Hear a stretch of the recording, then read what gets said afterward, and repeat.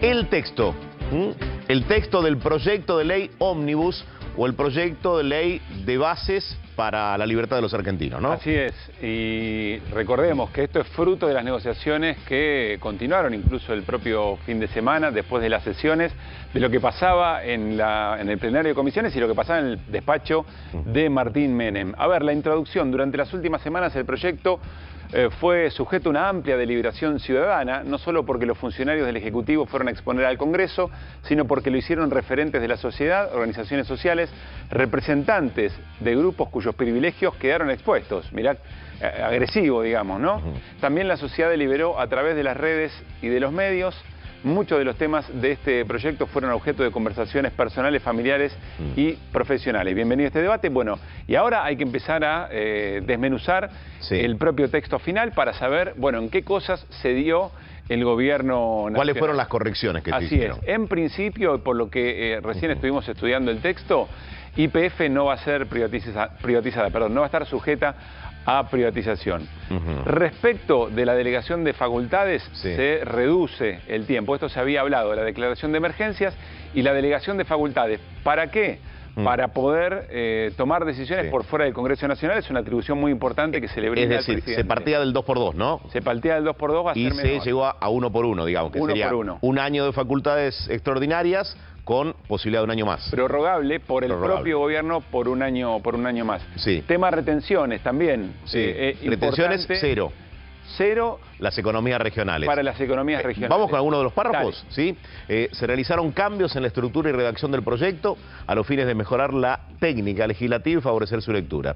Se eliminó la emergencia en materia social y de defensa y se redujo el plazo de las delegaciones legislativas a un año, lo que acabamos de decir, con la posibilidad de prorrogar por un año más con aprobación del Congreso. Bien, atención acá también la eliminación de algunas de las emergencias que permitían efectivamente discrecionalidad por parte del presidente sin tener que pasar por el Congreso. Sí, y aquí las enumera, ¿no? Emergencia en materia económica, financiera, fiscal, previsional, de seguridad, de salud, tarifaria. Es el texto que lo que tiene es distintos recuadros antes del texto original con las modificaciones para que sea de una rápida lectura. Bien, sigamos. Vamos por ítem. Bien. Plazo de emergencia. Esto va a ser en todas estas áreas hasta el 31 de diciembre de 2024. Y aquí el plazo de un año. Y ahí se especifica, mirá. Así es. Es por el plazo decir, máximo de un año. Prorrogable. Sí, sigamos. Prorrogable por el propio Congreso, ¿no? Sí. Se redujeron y especificaron las bases de la delegación de conformidad con lo dispuesto por el artículo 76 y la doctrina de la Corte. Las bases de la delegación son además las que se establecen en otros artículos de la presente ley. Seguimos bajando y seguimos compartiendo. A ver, ¿qué más? Las modificaciones. Es bueno ese recuadro que encabeza cada uno de los rubros, ¿no? Que orienta para saber efectivamente una lectura rápida cuáles son los temas. Reforma del Estado. En la sección Reforma del Estado se realizaron cambios en las facultades delegadas a los efectos. Reflejar con mayor claridad la materia delegada y se especificaron con mayor detalle las competencias asignadas al Poder Ejecutivo Nacional. Y acá aparece en el artículo 6 original las facultades que se le dan al Ejecutivo para regular y concentrar en un marco regulatorio el funcionamiento del sector público nacional. Sigamos, Vamos a ver qué más.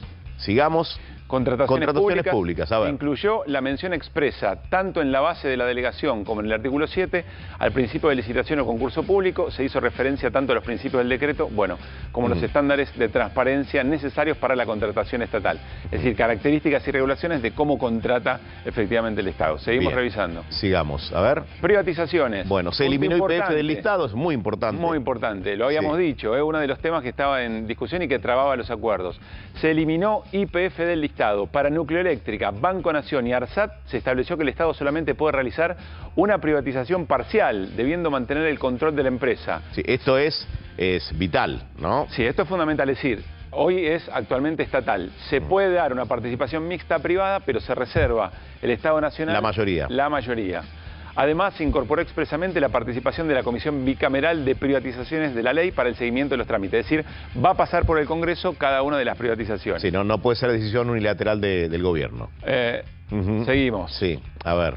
A ver qué otros temas. Crédito público, se mantuvo la redacción original que fue propuesta al Congreso. O sea, aquí sin cambios. Sí, la que fue propuesta por Juntos por el Cambio, en 2018.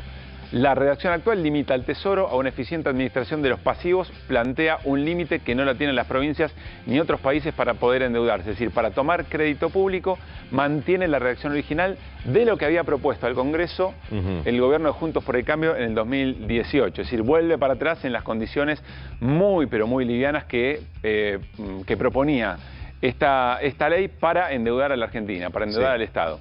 Control interno y oficina anticorrupción. Se modificó la redacción del artículo 100 de la ley con el objetivo o el objeto de aclarar que las autoridades de las unidades de auditoría deben ser designados y removidos por la propia SIGEN y no por la autoridad de cada organismo. Bueno, evidentemente esto era también un planteo que hace... SIGEN es la Sindicatura General de la Nación, ¿no? A la Auditoría General, ¿no? Digamos, a la supervisión. Sí, y habla de los controles, los efectos de asegurar un control efectivo por parte de la Administración, ¿no? Bien.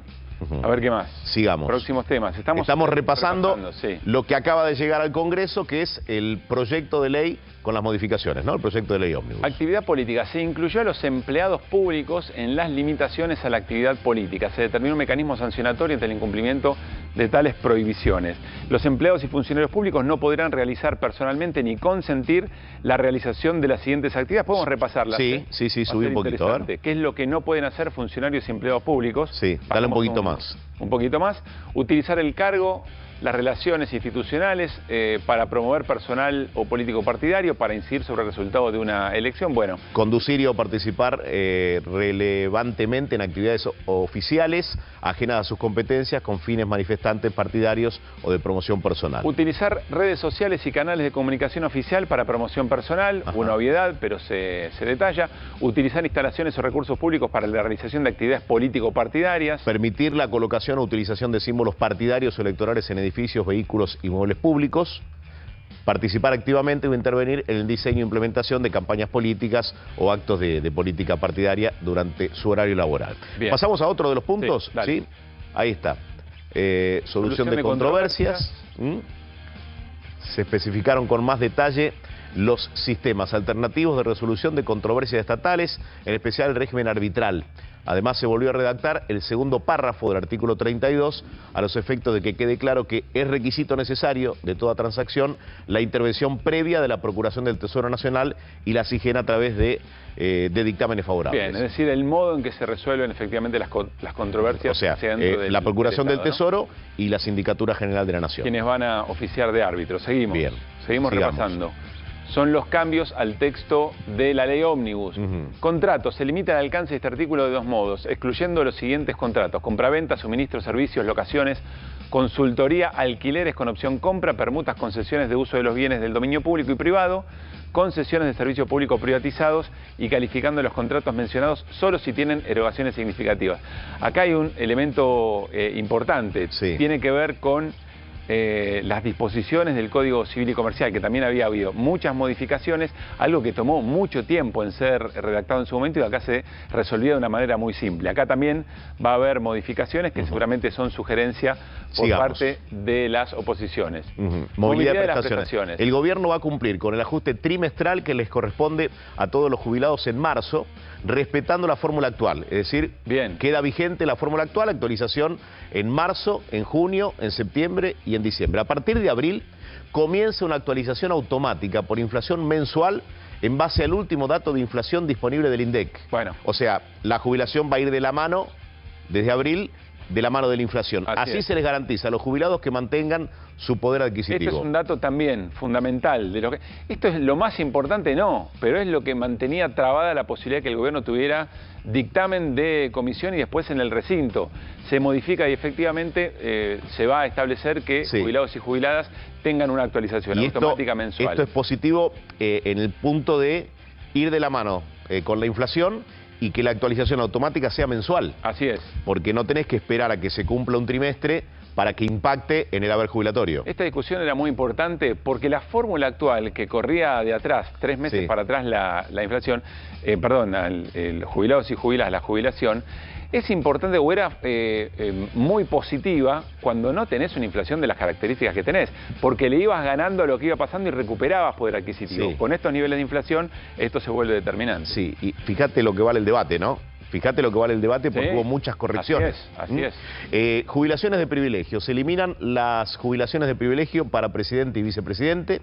Se le pone fin a un privilegio de la casta en donde los presidentes accedían a una jubilación millonaria y vitalicia. Bueno, esto a partir de ahora. A partir de ahora, claro, no es retroactivo y una concesión, digamos, a tanto enojo que hay por la política sobre estos temas. ¿Modifica en términos de ingresos del Estado estas cosas? ¿Cambian el número? No, pero sí son un gesto simbólico muy importante. Sí, sigamos, a ver. Muy importante lo que decías, Eduardo. Esto demuestra que evidentemente esta ley que quería ser aprobada muy rápidamente, con un trabajo muy distinto, además hay quejas todavía de que no se trabajó lo suficiente, necesitaba efectivamente este debate. Regularización de activos. Se establece que los sujetos no residentes que adhieran al presente régimen de regulación de activos no podrán declarar bienes que se encuentren en posesión, anotados, registrados o depositados a nombre de terceros. Estamos hablando del blanqueo. Estamos hablando del blanqueo. Atención, el segundo punto. Se incorpora como sujetos excluidos y no pueden entrar a este programa de blanqueo a los funcionarios que se hayan desempeñado en el rol en los últimos 5 años. Funcionarios que estuvieron en función pública durante los últimos 5 años no pueden entrar. No califican para el blanqueo. ¿Qué es lo que se presupone? Que bueno, que parte de esos fondos quizá los obtuvieron a partir de su rol en el Estado. Otro de los puntos dice que se excluye a los agentes, bienes personales. A ver, se establece beneficio para sujetos cumplidores, a su vez se elimina el artículo 187, modificaciones del impuesto de bienes personales, también un elemento importante. Y hacemos uno más. Son todas las reformas que se han hecho a partir de la discusión en el Congreso de la Ley Ómnibus. Se aclara impuestos internos en el artículo 197 que el impuesto alcanza solamente a los cartuchos y líquidos para ser consumidos en dispositivos administradores de nicotina y sin tabaco. Bueno, tiene que ver, había una discusión muy fuerte con las empresas tabacaleras respecto de qué pasaba con este tipo de... Bueno, hay más, te lo estaremos contando en el resto del programa, pero aquí algunos puntos clave que tienen que ver con las correcciones que se hicieron al proyecto original de la ley Ómnibus. Por otra parte, en una semana clave, ¿no? Clave por todo lo que se juega el gobierno. Así es. Con la posibilidad de aprobarlo o de tratarlo en el recinto el próximo jueves, el proyecto del cual hablábamos recién, y el día previo un paro, es decir, pasado mañana un paro a 45 días del comienzo de la gestión de Milei. El gobierno quería tratar la ley ómnibus, lo que estábamos revisando recién, antes del paro, para que el paro tenga la menor incidencia posible en el clima de discusión, porque efectivamente condiciona un paro de estas características, una movilización a lo que han diputados y diputadas que luego tienen que volver a sus distritos. Claro, lo del sábado no pudo ser. Lo del sábado no fue. Lo de sesionar el sábado no pudo ser. Así es, se va a sesionar, veremos, ¿no? Si hay dictamen mañana martes y sesión el jueves. Pero el miércoles paro. Y en el contexto del paro, bueno, hubo cruces importantes el fin de semana entre Héctor Daer, uno de los secretarios generales de la CGT, y Esper, que estuvo hace un rato con Javier Milei. Se reunió hace instante con Javier Milei antes de hacer esta presentación para hacer una valoración de lo que había sido el debate en comisiones. ¿Por qué? Porque fue uno de los presidentes de las comisiones, es el presidente de la Comisión de Presupuesto y Hacienda, y que claro, le contestó a Héctor Daer. ¿Qué había dicho Héctor Daer el fin de semana? Había dicho que quienes voten efectivamente esta ley, y les iba a costar caminar por la calle. Bueno, ¿lo escuchamos a Daer? Dale, escuchamos a Daer primero. Dale. El tema de las privatizaciones.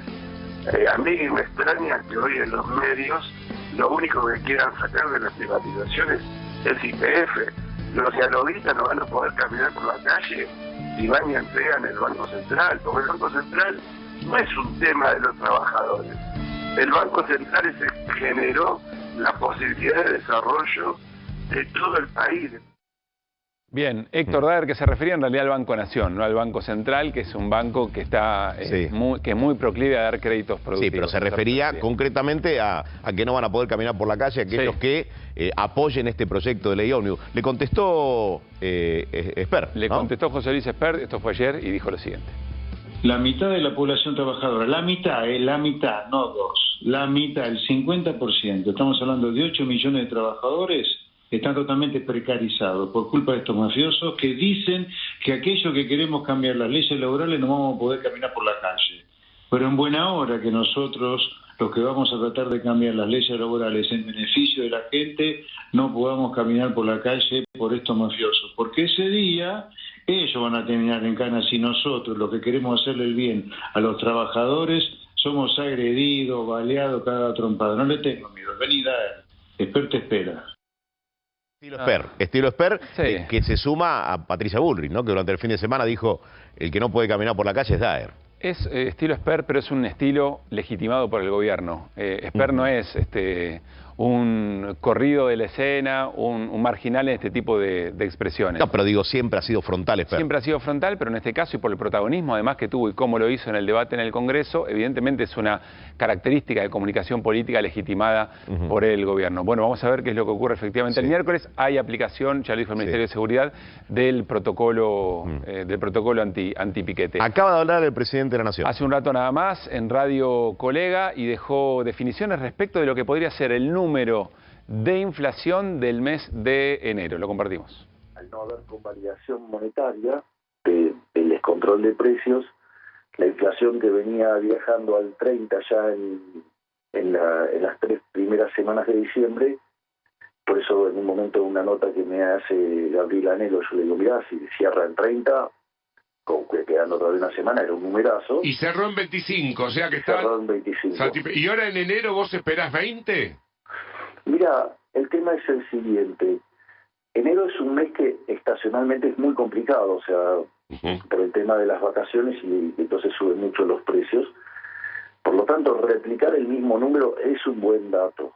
Y si vos a eso le agregás que tenemos un arrastre estadístico de por lo menos 10 puntos, digamos, replicar el mismo dato sería un muy buen dato. Imagínate, de ahí para abajo sería todo para festejar. Y tendría que ser esto con esa tendencia, vamos a suponer que en enero baje un poquitito y debería así sucesivamente ir bajando, más allá que vamos a tener cifras altas todo el año. Mira, obviamente que lo que nosotros estamos haciendo es para que definitivamente la inflación baje. De hecho, te diría que dado el efecto de la estacionalidad y dado el arrastre estadístico, replicar el mismo número implicaría que estás en el inicio del camino descendente.